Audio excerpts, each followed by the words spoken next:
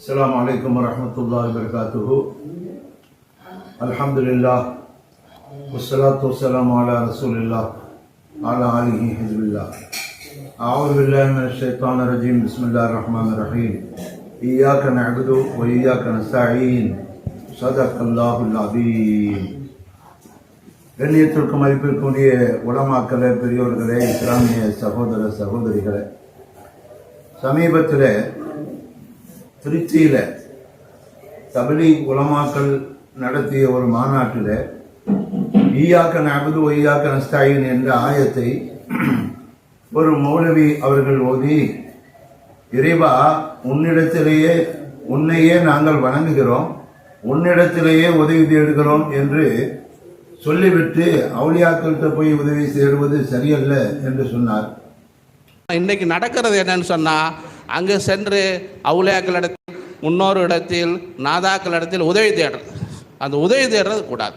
நம்ம சூரே ஃபாத்தியால ஓதுறோம், ஈயாக்க நஅபுது வ ஈயாக்க நஸ்தஈன், யா அல்லாஹ், உன்னையே வணங்குகிறோம், உன்னிடத்திலே உதவி தேடுகிறோம் அப்படின்னு இங்கே பள்ளியாசல சொல்கிறோம். பள்ளியாசலுக்கு வெளியே போய் அந்த மாதிரி காரியம் செய்யக்கூடாது. எல்லா மூமின்களும் இதே நிலை தான், எல்லா நேரத்திலும் சரி.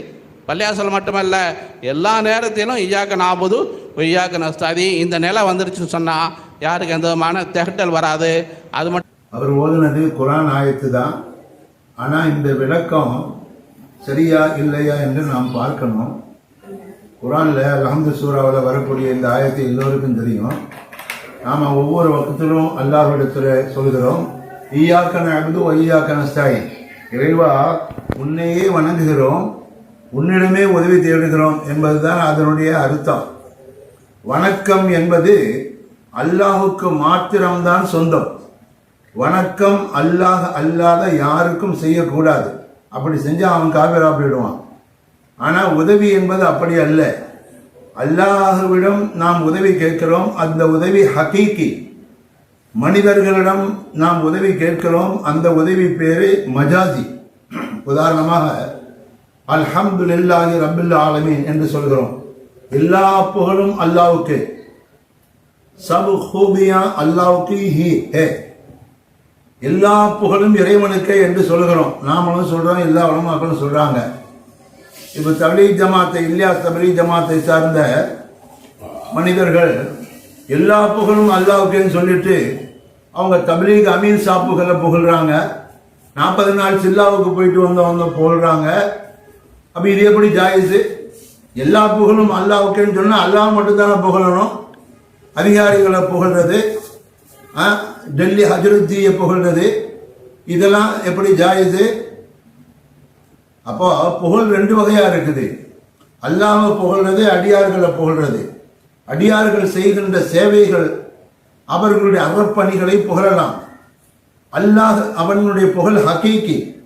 இந்த புகழுக்கு பேரெல்லாம் மஜாசி. நீங்கள் யாரை புகழ்ந்தாலும் அந்த புகழுக்கு பின்னணியில் அல்லாஹ் தான் இருக்கிறான். அல்லாஹ்வை புகழ்ற மாதிரி தான். இப்போ ரசூலுல்லாஹ்வை நாம புகழ்றோம்னா அல்லாஹ்வை புகழ்றது. அப்போ எல்லா புகழும் அல்லாஹ்வுக்கு என்ன கருத்து என்ன? நீங்கள் எந்த மனிதர்களை புகழ்ந்தாலும் அவனை புகழுக்குரியவராக அந்த மனிதர்களை ஆக்கியது அல்லாஹ். அவரை சேவை செய்ய வச்சது அல்லாஹ், அறப்பணிகளை செய்ய வச்சது அல்லாஹ். அதனால அந்த மனிதர்களை புகழ்கிறோம். அப்போ புகழினுடைய பின்னணி எங்கே போய் சேருகிறது? இவங்களெல்லாம் உருவாக்கணும் அல்லாஹ் அப்படின்னு போகுது. கேட்டீங்களா? அப்போ எல்லா புகழும் அல்லாஹ்வுக்கே சொல்லிட்டு எப்படி நாம மனிதர்கள் புகழ்றது ஜாயிஸோ, அத மாதிரி இறைவா, உன்னிடமே உதவி தேடுகிறோம் என்று அல்லாஹ்விடத்தில் சொல்கிறோம். மற்ற மனிதர்களிடத்திலும் உதவி தேடலாம். இந்த அல்ஹம்து மேல சொன்ன எல்லா புகழும் இல்ல அல்லாஹ்வுக்கு, இது ஒரு உதாரணம். 2வது, அல்லாஹ் ஜல்ல ஷஅனுஹு வ தஆலா குர்ஆனே பொதுவாக சுருக்கமாக ஷார்ட்டாக தான் இறக்குவான். ஈயாக்க நஅபுது வ ஈயாக்க நஸ்தஈன். இதை சுருக்கணும்னா எப்படின்னா, ஈயாக்க நஅபுது வ நஸ்தஈன் சொன்னாலே போதும். இறைவா, உன்னையே வணங்குகிறோம், உன்னிடமே உதவி தேடுகிறோம், அதுதான் அங்கேயே வந்துடுது. 2 ஈயாக்க தேவையில்லை. ஈயாக்க நஅபுது வ நஸ்தஈன், உன்னையே வணங்குகிறோம், உன்னிடமே உதவி தேடுகிறோம். வாவு அத்துப்பு இருக்கு, இடையில அரபியில் சொல்லுவாங்க. ஆனா அல்லாஹ் தஆலா 2 இடத்துலயும் சொல்றான், ஈயாக்க நஅபுது வ ஈயாக்க நஸ்தஈன், உன்னையே வணங்குகிறோம், உன்னிடமே உதவி தேடுகிறோம். அப்போ வணக்கம் என்பது அல்லாஹ்வுக்கு மாத்திரம்தான். உதவி என்பது ஹக்கீகி மஜாசி, 2 வகையான உதவி இருக்கிறது. இதை நாம என்ன செய்யணும்? புரிஞ்சு கொள்ளணும். அதனால தான் அல்லாஹ் ஜல்ல ஷஅனுஹு வ தஆலா இங்க வந்து என்ன செய்யறான், இந்த பருக்க வித்தியாசத்தை காட்டுகிறான், 2 ஈயாக்கவை போட்டு என்ற விஷயம் நாம் புரிந்து கொள்ளணும்.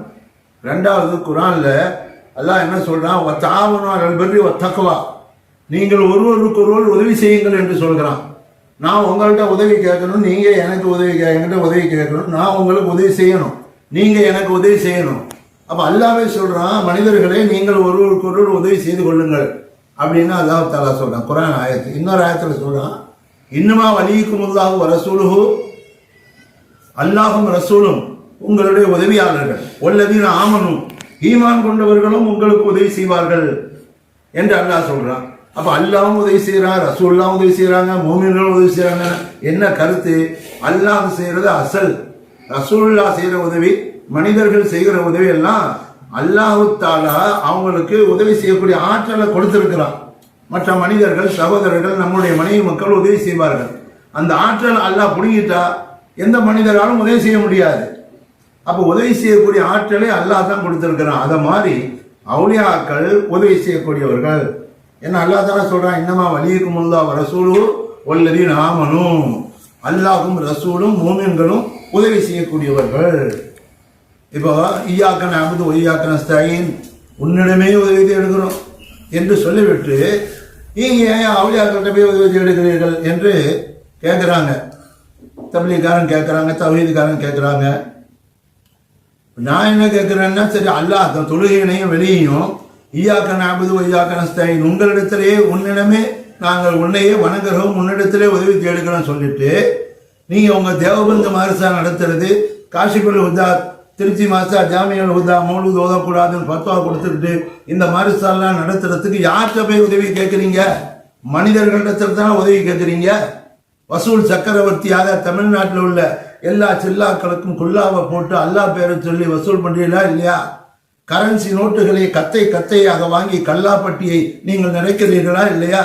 அப்ப இது அல்லாத மனிதர்களிடம் கேட்கிற உதவி தானே.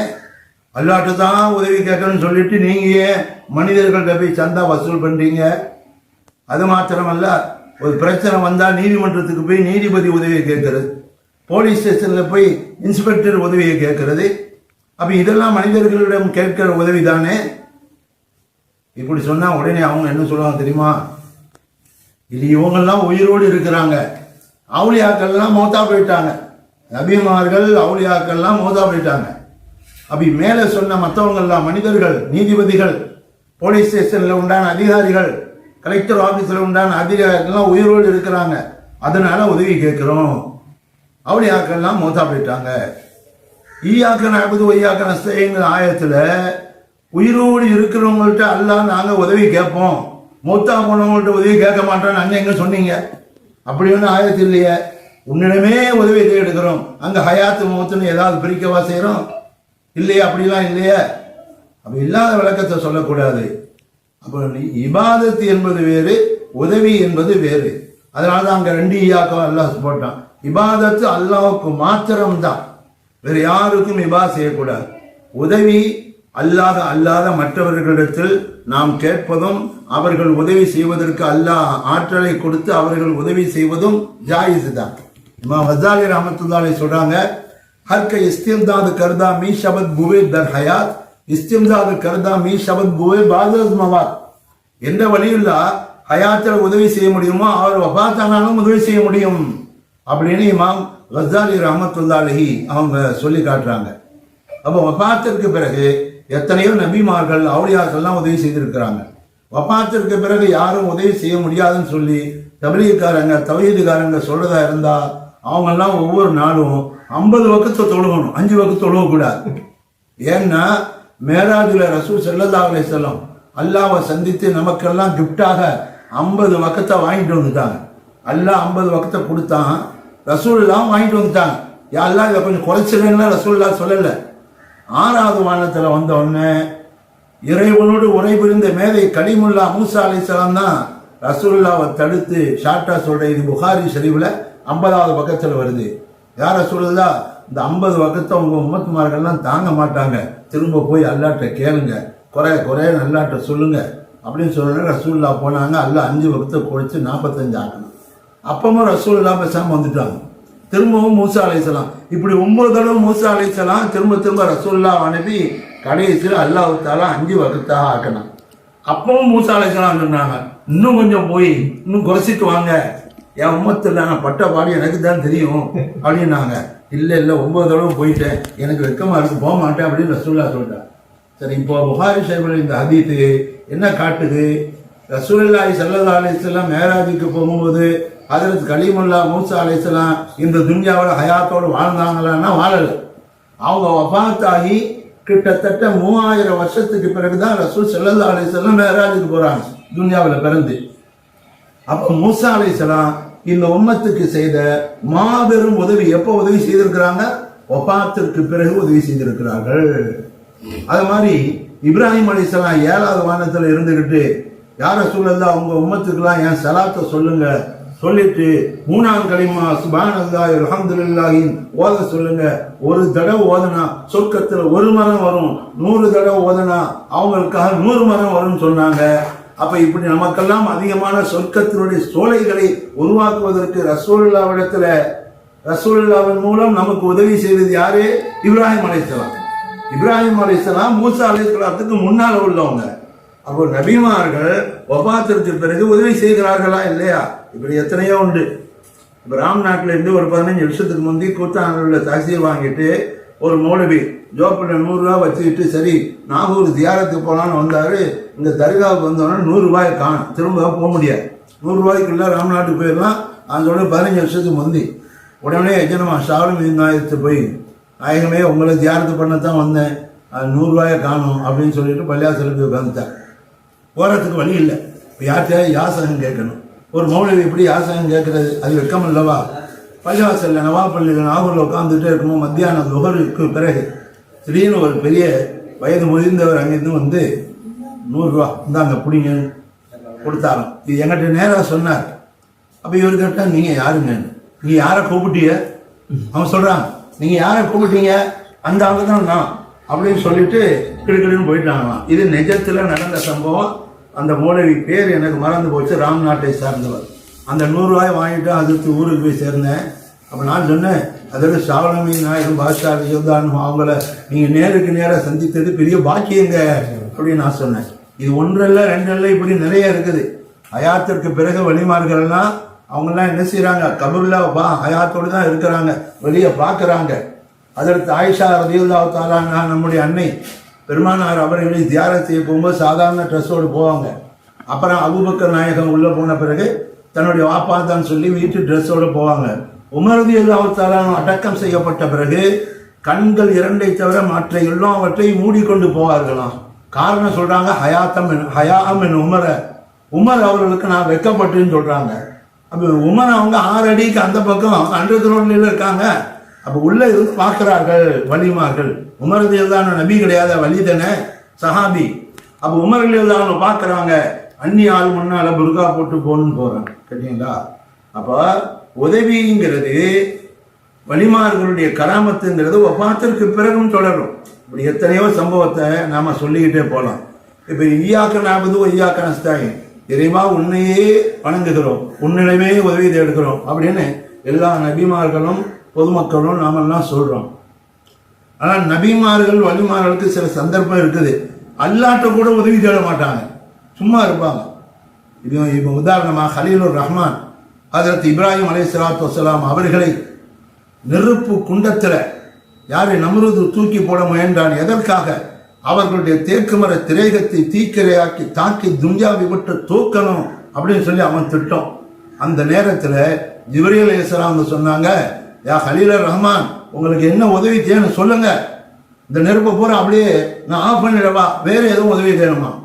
உங்க உதவியெல்லாம் ஒன்றும் தேவையில்லைங்க, பேசாம போங்க அப்படின்ட்டாங்க. அப்படியா? அப்போ அல்லாஹ்விடத்திலேயா உதவி தேடுங்களேன் அப்படின்னாங்க. அப்போ என்ன சொன்னாங்க? ஹஸ்பி மின் சுவாலி இல்மு பிஹாலி, நான் அல்லாஹ்விடத்தில் உதவி தேடுவதை விட்டு அல்லாஹ்விடத்தில் கேட்கறதை விட்டு நான் அமைதியாக தான் இருப்பேன், எனக்கு அது போதும். ஏன்னா நான் எந்த நிலையில் இருக்கேன்னு அல்லாஹ்வுக்கு தெரியும், அதனால அல்லாஹ்ட்டையும் உதவி தேட மாட்டேன்ட்டாங்க. அப்புறம் நெருப்பில் தூக்கி போட்டான். புல்லா யானாருக்கு நீ பர்தம் வசலாம் அண்ணா இப்ராஹிம், நெருப்பை நீங்க அவர்களை சுட்டுவிடக்கூடாது, சுகம் தரும் சோலை உணமாக மாறு அப்படின்னு அல்லாஹ் உத்தரவு போட்டதெல்லாம் நமக்கெல்லாம் தெரிந்த விஷயம். இதை எதற்காக சொல்ல வந்தேன்? உதவியை தேட வேண்டிய நேரத்தில் தேடாமல் இப்ராஹிம் அலைஹிஸ்ஸலாம் போன்றவர்கள் இருந்தார்கள். அது மாதிரி ரசூலுல்லாஹ் இருந்தாங்க. தன்னுடைய அருமை திரு பேரர் கோமா நபியின் குளம் தவைக்க வந்த கோமகன் ஹுசைன் ரலியல்லாஹு கர்பலா களத்திலே புலி இறந்த மண்ணிலே புரட்டி எடுக்கப்பட்டு அவர்கள் ஷஹாதத் பெறுவார்கள்னு ரசூலுல்லாஹ்வுடைய ஹயாத்திலேயே தெரியும். ரசூலுல்லாஹ் இறைவா அந்த மாதிரி தக்பீர்லாம் வேண்டாம் அப்படின்னு துவா செய்யலையே. ஏன் ஹுசைன் ரலியல்லாஹுக்கே தெரியும் நாம கர்பலா களத்தில் தான் என்ன செய்வோம், எதிரிகளால படுகொலை செய்யப்பட்டு ஷஹாதத்தை பெறுவோம். அவங்க கூட அல்லாஹ்விட்ட கையேந்தி யா அல்லாஹ் இப்படிலாம் ஆகாம என்ன காப்பாத்துன்னு துவா செய்யலையே, தெரிஞ்சுதான் துவா செய்யாம இருந்தாங்க. அப்ப இய்யாக நஅபுது வ இய்யாக நஸ்தஈன் என்பதற்கு பல விளக்கங்கள் உள்ளன. இதை காரணம் காட்டி இந்த ஆயத்தை சொல்லி அடுத்தவர்கள் யாரிடத்திலும் உதவி தேடக்கூடாதுன்னு சொல்லக்கூடாது. அல்லாஹ் செய்வது ஹகீகி உதவி. நம்ம சொல்றோம் மருத்துவர்கிட்ட போய் ஊசி போட்டேன், டாக்டர் என்னுடைய நோயை குணப்படுத்தினார் அப்படின்னு சொல்றோம். என் தோட்டத்தில் நேற்று வரை கீரைகள் காய்கறிகள் எல்லாம் காய்ந்து கிடந்தது. அல் மத்தரு அம்பத்தல் பகிர மழை பொழிந்தது, அந்த மலை செடி கொடிகளையும் கீரைகளையும் முளைய வைத்ததுன்னு சொல்றோம். இப்ப டாக்டரா குணப்படுத்தினாரு, மழையா முளைய வைத்தது அல்லாஹ் செய்தான். சும்மாவா அல்லாஹ் செஞ்சான்? மருத்துவரின் மூலம், ஊசியின் மூலம், மருந்தின் மூலம், மழையின் மூலம் இந்த உதவிகளை அல்லாஹ் செய்கிறான். அப்போ எந்த படைப்புக்கும் அல்லாஹ்வுடைய நாட்டம் இல்லாமல், அல்லாஹ் கொடுத்த குதிரத்து இல்லாமல் நமக்கு உதவி செய்ய முடியாது. அது நபிமார்களாக இருந்தாலும் சரி, அவுலியாக்களாக இருந்தாலும் சரி, அல்லாஹ் தான் உதவி செய்கிறான் இவர்கள் மூலம் என்பதுதான் நம்முடைய அசைக்க முடியாத நம்பிக்கை. ஒரு அவுலியாவை இவர் அல்லாஹ் அல்லது அல்லாஹ் போன்றவர் என்று நினைத்து மனிதன் உதவி கேட்டால் அது ஷிர்க்கு, அதுல சந்தேகம் இல்லை. எந்த நபிமார்களையும் எந்த அவுலியாக்களையும் நாம் அல்லாஹ் என்றோ அல்லது அல்லாஹ்வை போன்றவர்கள் என்றோ நாம் சொல்வதில்லை. அல்லாஹ் ஜல்ல ஷஅனுஹு வ தஆலா இந்த இய்யாக நஅபுது வ இய்யாக நஸ்தஈன் என்ற ஆயத்தை நாம் முழுமையாக விளங்குவதற்கு அல்லாஹ் ஜல்ல ஷஅனுஹு வ தஆலா தௌபீக் செய்வானாக. வாஹிர் தஅவானா அல்ஹம்துலில்லாஹி ரப்பில் ஆலமீன். அஸ்ஸலாமு அலைக்கும் வ ரஹ்மத்துல்லாஹி வ பரகாத்துஹு.